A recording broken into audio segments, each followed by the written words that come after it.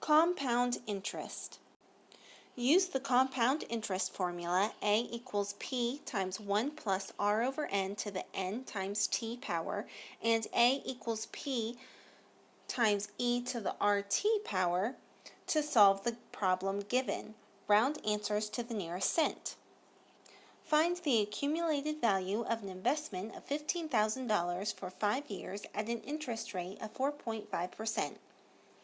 We're given 4 scenarios. The first scenario is part A, and that is compounded semi-annually.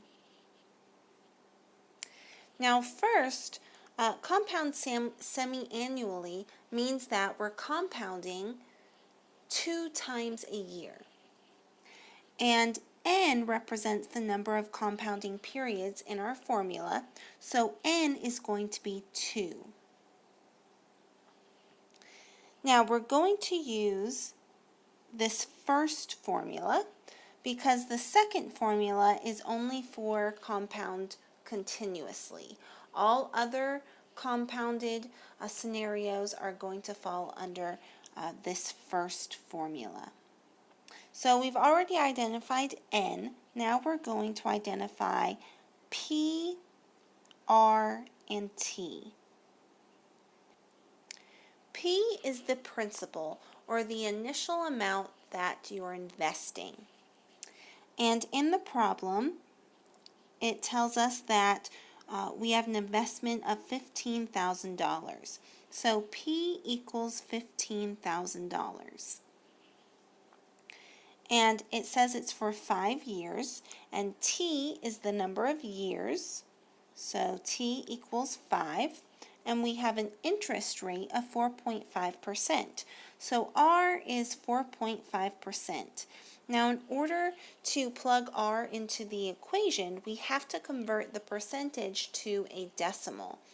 So in order to convert percentages to decimals, you just take the percent, 4.5, and divide it by 100. So we get a decimal value of 0.045. Now we're going to take all these values and plug it into our formula. A equals P times 1 plus R over N to the NT power. And A is what we're solving for. That's our future value. So when I plug all my numbers in, I get 15,000 times 1 plus 0.045 divided by 2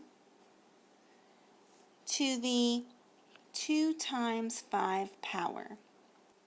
Our first step is to divide 0.045 by 2. When we do that, we get 0.225. Next, we can multiply 2 times 5 to get our power of 10. Now we want to work on parentheses some more and add 1 to the decimal. When we do that, we get 1.225. Now we have A equals 15,000 times 1.225 to the 10th power. Next, we're going to raise 1.225 to the 10th power, and you can do this using your calculator.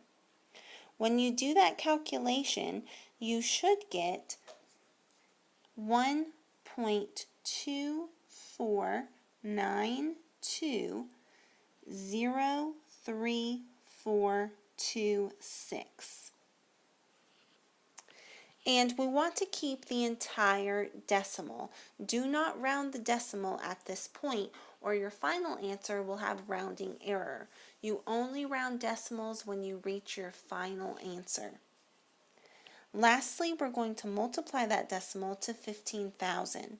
When we do that, we get 18,738.0514. Since this is a monetary value, I'm going to round to the nearest cent. So my final answer is $18,738.05. That's the answer to part A. Part B asks us to find the investment if the investment is compounded quarterly. Quarterly means 4 times a year, so N is 4.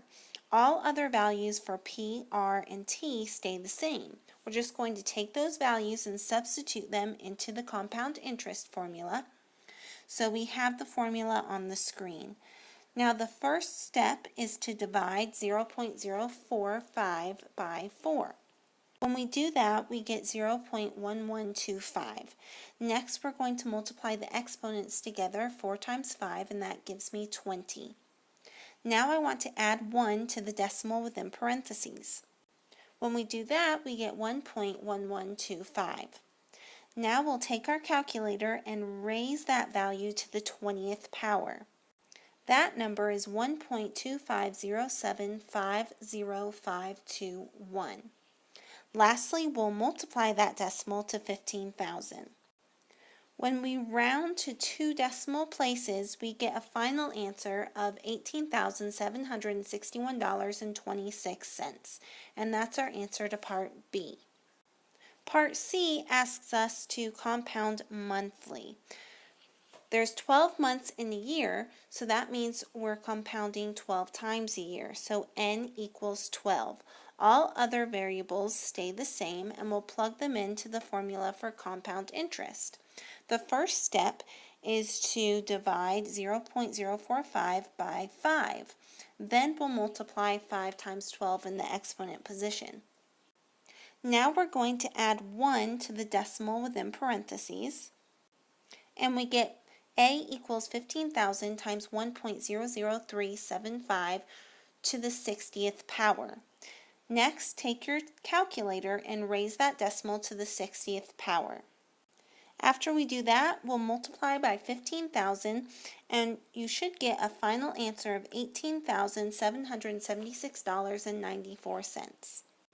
Part D asks us to do this compounded continuously. Whenever we're asked to compound continuously, we use A equals P times e to the RT formula. So the variables stay the same, and we're just going to plug them into that formula. The first step is to multiply the exponents together. Next, you want to look at your calculator and identify E on your calculator. E is just a natural number, and it's a decimal number. It has a really long decimal expansion, and it goes on forever. So the calculator has that decimal programmed as the letter E.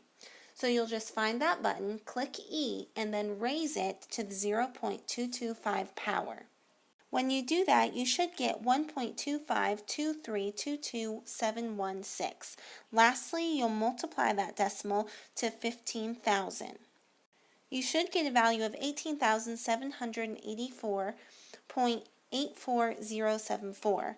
Now again, we want to round this to the nearest cent, so our final answer is $18,784.84. And that's our answer to Part D.